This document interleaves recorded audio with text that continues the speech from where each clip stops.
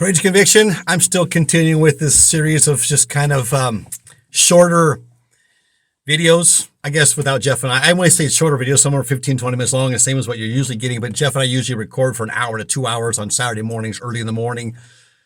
Due to the fact that we're both still starting businesses, we both relocated.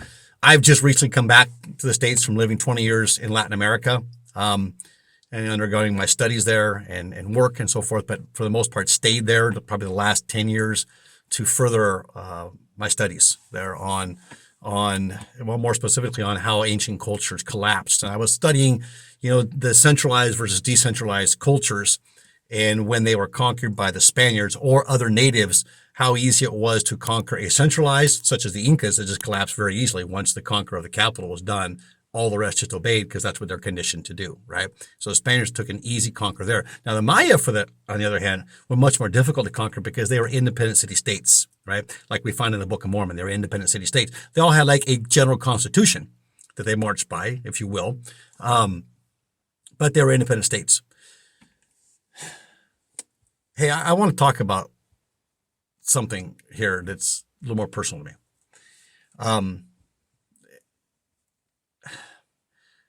I have a son. I mentioned in the last video that I have two children. Both got caught up in the whole woke thing. Okay. One of them to the point of the whole LGBTQ thing. The other one just in the woke idea, no God, abandoned the church as a teenager, probably about 16. I lost him. He became an Eagle Scout. That was right at the end of scouting, which is something that's very sad. And I am fighting actually to try to get back involved with scouting. And I think that we need something for our young men because men are not learning how to become men. There's a whole different condition going on without scouting in their lives.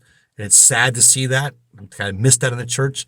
And I really hoped the Lord would have put something back in like that in the church because it really built good principles to build men that you women need out there. And we need you women to be women, right? I need my wife not to be my equal in the sense of masculinity, right? Of testosterone. I need her to be my equal, my partner, my business partner, my co-partner, and give me that female softer influence, to guide me with that female softer influence, with that love that she has gifted in her. And women have these tendencies more than men do. Men are a little more stern. We think more black and white and not so many colors, right? And that's the difference between men and military and so forth. And people come in trying to argue this exceptions, blah, blah, blah. Okay, fine. The doctrine states these are roles that were given to us in the pre-existence.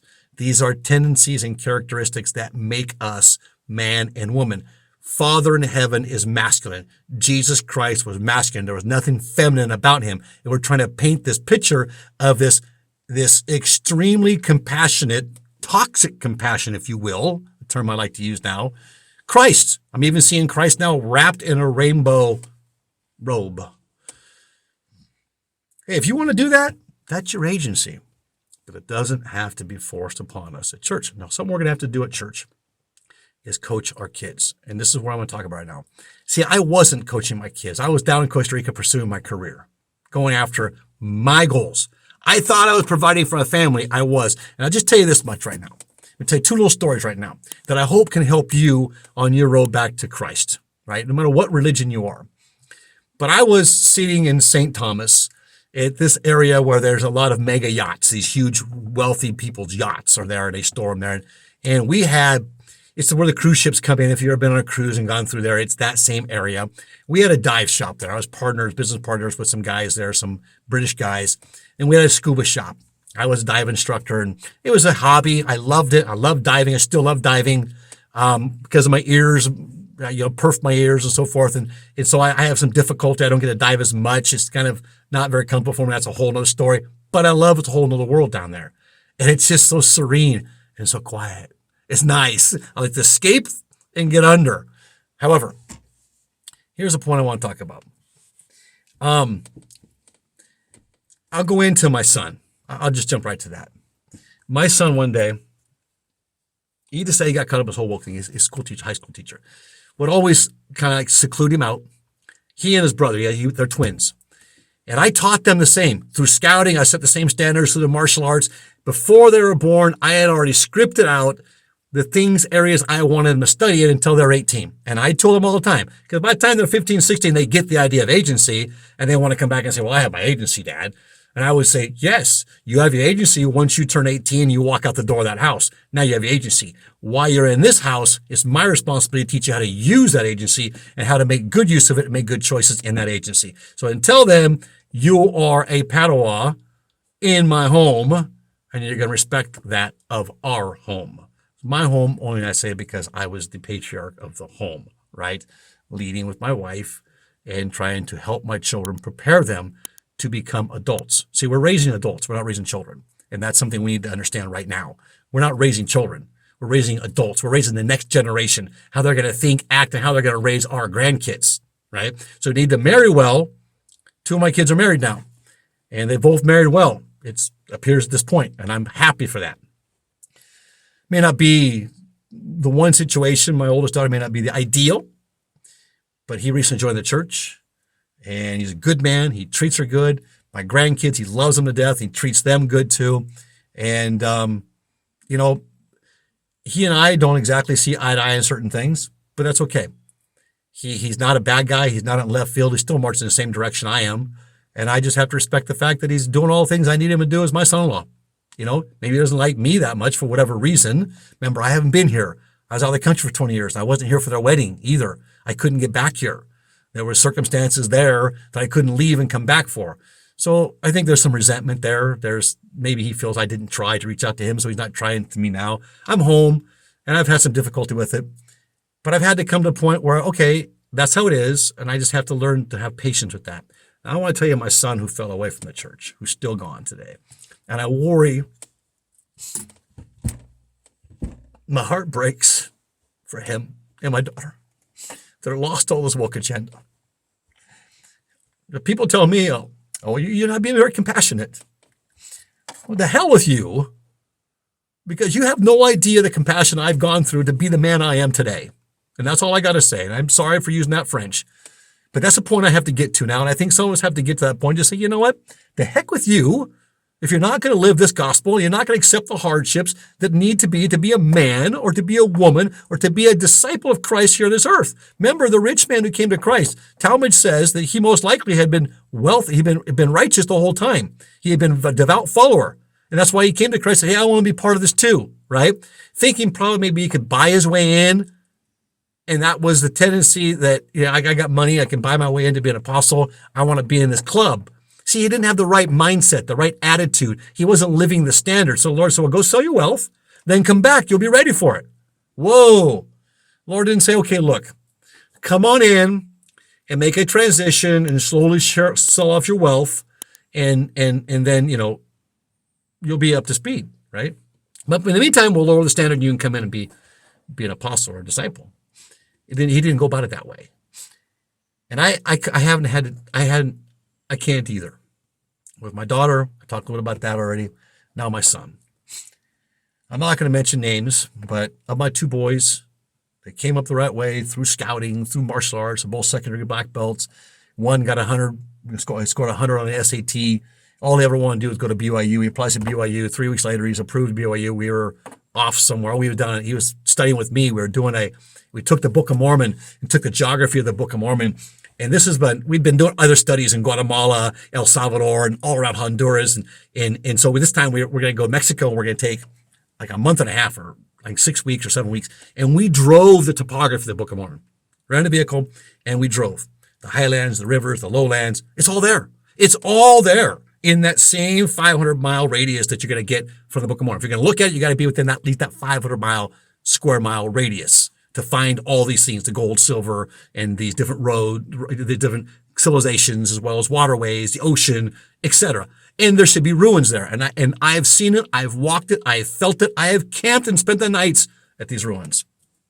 And I'm going to take you there, because we're going to start doing Book of Mormon tours this year. We started this up a couple years ago. I mentioned the last video. It got set back because of COVID. We're going to go to the jungle. We're going to spend time with natives in the jungle. We're going to spend time with Lamanite descendants. True-blooded Lamanite descendants. And there's some new discoveries in Ecuador, too. Some stuff that I already knew about, something I just discovered this January of 2024, like last week. It's still growing over. I'm going to get my butt down there. Somebody else already beat me to it. Another podcaster. I can't believe that. It's like in my backyard back down there. And I just couldn't study it because of COVID. We were headed down that direction. Anyway, my son, we're going to call him B for now, okay? I have two boys, B and B, right? B chooses to follow his father's counsel. His mother supported me. Though we divorced, we stayed close. She supported the path I had them on. She stayed active in the church even when I wasn't.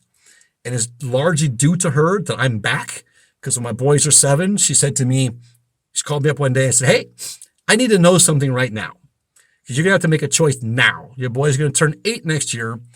What are you going to do about that? Who's baptizing them? Are you going to be where they baptize them?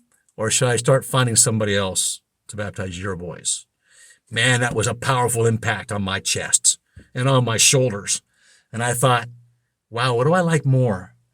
Out here chasing these girls and the social life and the popularity and being Don Eric and thinking I was some Don Juan. I wasn't, but I thought I was. And I had to value what was more important. And I had to make that change to live the standard. Now, here's my point I'm trying to get at. And I baptized them, by the way. And it was difficult. And I won't say I haven't looked back, because Satan, when hard times come in my life, it's always easier to look back to the easy ways, right? To the ways that seem to help me relieve myself from the stress, if you will. And I had a heart attack at 45 due to stress, because of the stress of the 2008 issue. I was a CEO. There was a lot of things that came down on our company, and I was left holding the bag. I had this bailout of people and embezzlement that ended up destroying the company in Costa Rica, which just turned everything, which is the true face of Costa Rica, came out. Many people don't see that when they go and travel there, because a lot of beauty to Costa Rica.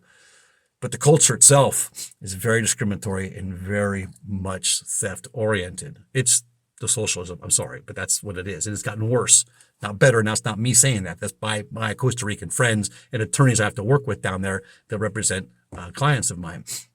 And we've got a working relationship because we've had to work together for the last 15 years. Here's my story. High school teacher, okay? Living on there's no God, teaching these things in high school. Both my boys. One chose to keep the faith and do what dad asked. The other one started to doubt and to question. And so he turned to drugs, friends, and influence. Eventually, he gets out of high school, just like a sophomore year. Gets out of high school, year after high school, he goes and buys a hard drug from some guy, an older guy. And this older guy happens to teach music or something like that. And while he's there buying the hard drugs, guess who walks in? His wife. And guess who his wife was? The same woke teacher that attacked them all the time in high school and told them there is no God in front of everybody, tried to make them look bad. And my son buckled to social pressure. One of them did. The other one didn't. And he went on to serve a mission, was AP. He was assistant to the president in the mission field. And he didn't get vaccinated, by the way. He said, no, I don't want to be vaccinated. So he didn't get to go to Mexico, where he was originally called. He ended up serving in the St. George Mission of Utah. He loved it. Maybe it was the best thing that ever happened for him, because those guys now were his roommates. Well, they were until 3 months ago. He met a girl and they got married. And that's a whole other story too in of itself. I should tell that story as well, because that is the blessing that comes from living the gospel. My son, B1, he's my oldest of the two, born 2 minutes before his twin brother. Breaks my heart still today, and we're close. He's an hour and a half from me. But I still need to spend a lot of time with him. He's 23 years old now. He fell away to the drugs. By the way, that his school teacher was there, right? She was the one that was helping sell the drugs to these kids. And that's why she was espousing these kids, abandoning God, because she doesn't believe in God. And it's free for all, right? Other things took place there that he told me about that I'm not going to repeat here, but these are our teachers right now in the high schools. We need to be very, very vigilant, not just in school, what's going on, but we got to be vigilant what's being preached across the pulpit right now too. Because people think it feels good to get up there and preach the mantra of neo-Marxists vocabulary today, right?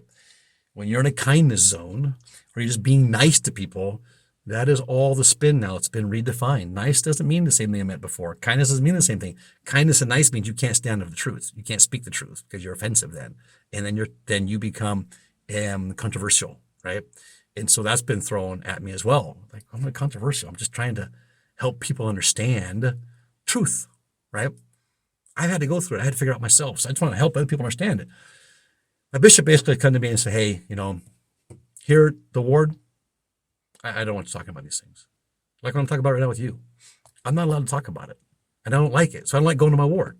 You know what's funny? My ward's English speaking. I drive an hour and a half as often as I can, and I go to the Latin branch. Because the bishop there, or the branch president there, he understands conservatism. He understands the doctrine.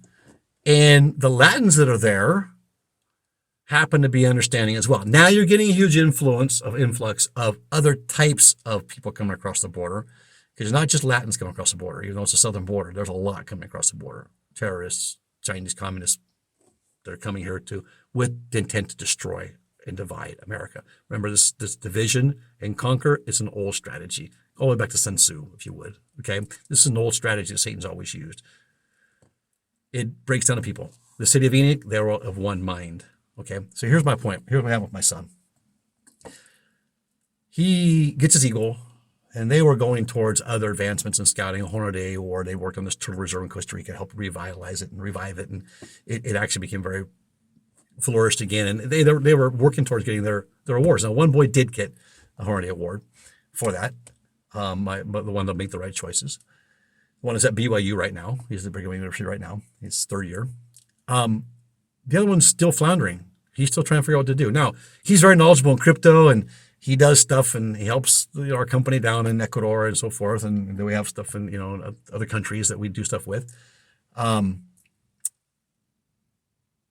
what happened with me? Yeah, I divorced his mom. That was a mistake. Thought I was doing the right thing. I was in Costa Rica. She was here. She didn't want to be down there. So it was an amicable divorce. There was nothing angry over it. We never fought. We never even had an attorney. And we're still very close today. It's like a sister to me. I had to take this to Heavenly Father. It broke my heart. It broke my heart. I envisioned both of my boys going on mission. I envisioned both of my boys being sealed in the temple. I envisioned both my boys following the covenant path. But agency, he chose not to. Yeah, I made a mistake when they're young, but by the time they were 8, I was already back on the saddle, and I was keeping that saddle. Now, I had habits and so forth. I mean, things that I had tendencies I wanted to look back on, I had to get rid of and get out of my system. But they saw my progression back, and they knew why, and I took them with me. Every chance I had, I spent every dime we had, sold our vehicles and everything down there. You didn't need them because you had buses. I sold everything off to the point where to finish these studies. And that's why I know the things I know. I went to that degree. Here's what I did.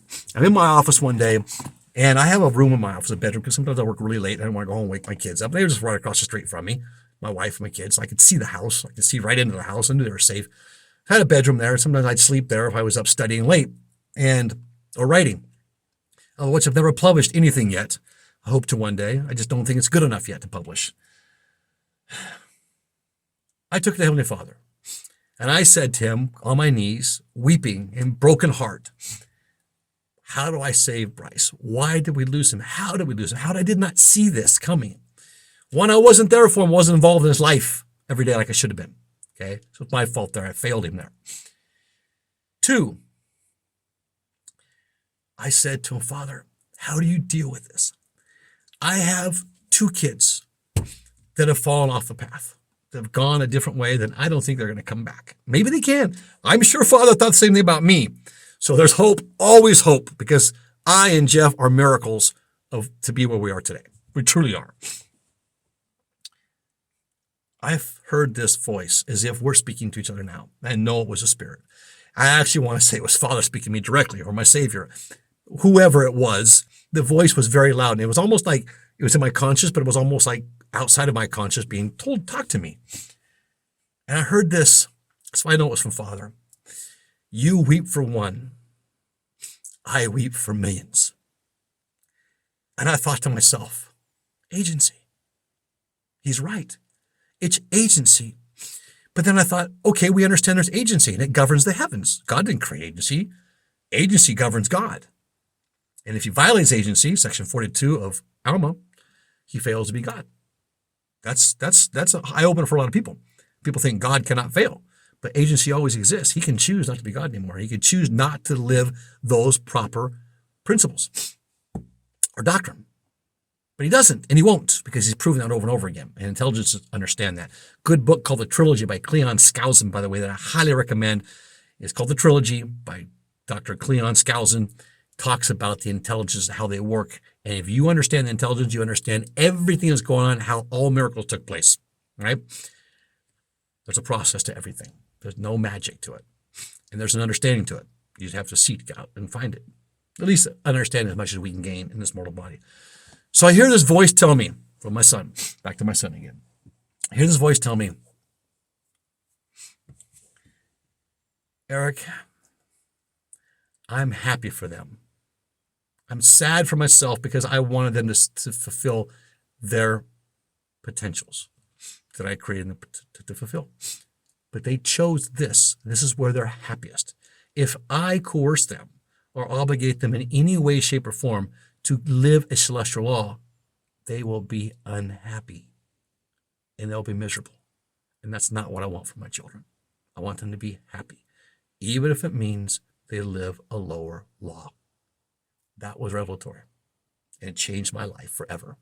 I was able to accept my son and accept the fact that so long as his heart's still beating, I have a role to play in his life. I don't care if he's 23 years old or 43 or 63 and I'm still alive by some miracle. I have a role as his father to coach him back. Now, he's very got a high wall up, and so I got to be very, very careful, and I got to just, wait for the moment to kind of throw things in. Hey, if you didn't do that, or if you practice this way better, you'd have better results. He had bad experiences with some poor leadership in the church, and bishops just weren't during their jobs as they should have been with their youth. And you're seeing that focus back on the bishops now over the last couple of years, being back involved with the youth. It's hard to do, though, when you take away the youth, all the youth programs. You take away scouting, you take away the sporting, you take all that away, and you expect the youth to stay active. I saw a report recently that 40% of return missionaries fall away from the church. Now, I don't know how accurate that is, but I know that in my involvement, I think that's low, very low for what I saw in the country I lived in, right? I think maybe 60% fell away, at least for now. Right? Maybe they'll come back. Some into the whole LGBTQ thing. Some guys were just awesome, stalwart. Yeah, I thought they're going to be great leaders. They're gay now, right? Because of the fad. Everybody's going to jump in because it's being shoved down their throat, and we're bringing that into the church. I went to church because it was a refuge where my kids can learn principles. Now I find myself taking every talk and going back to my kids and saying, okay, well, that wasn't doctrine. That is this. They're just confused. The point they're trying to say is this. I am translating everything with my children. It's a lot of friggin' work, and it's frustrating because I go to relax. Out in the world, I'm always, I'm ready to go to battle. At church, I don't want to go to battle. I don't go to church to battle. And that's what's happening right now at church. We got to change that. And maybe it's going to be, we're starting to see Zion form. I'm telling you right now, I'm going to do another video on this. Zion, the 10th of Zion is being formed. The stakes of Zion are one thing, but the 10th of Zion, members and non-members alike, is Zion, by the way. Do your homework. That's being formed. They're called the red states. And look what's taking place with Texas and those that are gathering together and saying, we're going to back Texas on that border issue, right? You're starting to see that separation right now between red and blue. And you're never going to see the dialogue go backwards. I'm sorry. It's just not going to happen outside of some sort of a bloody battle. And if you want to try to say there's going to be a national divorce, don't think that's going to take place from the blue, because they want all the other states, because they want the resources those states can offer, right? So they can be a global power, and they want to influence this over the world. They want to continue using the United States as an influence over the world, but for bad, not for good. So what was told me was, this is the understanding.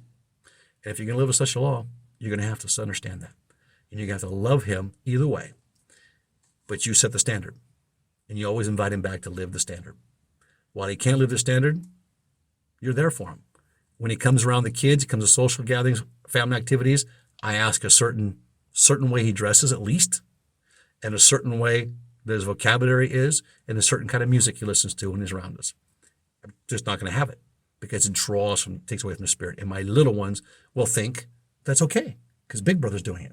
Can't have that. And it's the same application we need to take in the church. We got to be careful. Okay, very, very careful. Yeah, we want to extend out to brothers and sisters, but how many more brothers and sisters are we going to confuse and cause to fall in this only because we're bringing the influence in? And Satan knows that. And so this idea of all-inclusiveness, the whole idea of a teddy bear Jesus, if you will, is false doctrine. It's not true doctrine. You can agree or disagree. Put your comments down below. Please do. But that's what I felt. And I felt that as a strong revelation. And I wrote that down because I was prompted to write it down. And that will stay with me forever. Agency is difficult to deal with. But if our children, remember, they're not really our children. They're really our brothers and sisters, our little brothers and sisters, if you will. And they were assigned to us to teach them, to put them on the right path. That's why if we don't do it, are we held accountable for it? Whoo! Joseph in his first presidency were reprimanded by the Savior for not giving enough focus on their children and their family. So our wives and our family are so important to us, more important than career. Trust me on that. I know we got to live and survive, but I lost a couple of families pursuing my career. I achieved my goals financially, but I had this nice big home, this little mansion, if you will, single bachelor, a lot of girlfriends. I was just living the high life, and I was miserable. I was a king on top of my hill with nobody to govern. I'm saying govern in a good way, nobody to lead, like my own posterity, my own wife alongside of me. I didn't have that anymore. I was wealthy, lots of friends, and I was doing whatever I wanted to do, but I wasn't living the standard. And so my happiness was robbed of me. And the same thing goes for anybody who's sinning. They're not happy inside. So no matter what they say to you, this is my choice, this is their choice, they're happy that way. They're not really happy that way because they know there's something better and there's still time on earth to get it. So I get the fact that we reach out and try to help them make the change. I get that. But we also, when they make their bed, we have to make some decisions on how far we reach out before others begin to collapse in that influence, right? And that's all I'm trying to say. Courageous conviction. Our Savior lives. The Book of Mormon is a true writ. Sign up for our Book of Mormon tours that are coming out this year. I'll take you. I'll show you. I'll show you the footprints of the people that walked here on this earth that you read about in the Book of Mormon. Jaredites, as well as Nephites and Lamanites. And it's pretty incredible, the evidences, if you will, the Heavenly Father still left here on this earth is to do, as Elder Holland said, we gain a testimony first by faith in the Book of Mormon. We can cement our testimony by seeking out the evidences that Father left here on this earth for us to seek out. But if we don't seek, we're not going to find it. Courageous conviction. We'll see you in the next video.